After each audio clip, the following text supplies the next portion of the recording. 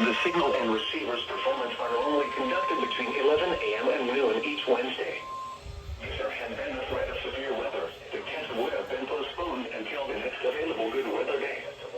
Reception of this broadcast and the warning alarm will vary at any given location.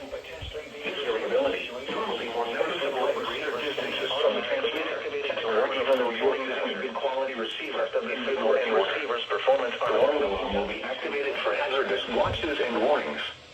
For station WXL70, broadcasting near Charlotte on a frequency of 162.475 MHz, the warning alarm will be activated for the following counties in North Carolina: Alexander, Anson, Cabarrus, Catawba, Cleveland, Gaston, Argonne, Lincoln, Mecklenburg, Montgomery, Richmond, Rowan, Stanley, and Union. In South Carolina, Cherokee and York. This concludes the NOAA Weather Radio All Hazards Storm Alert Test.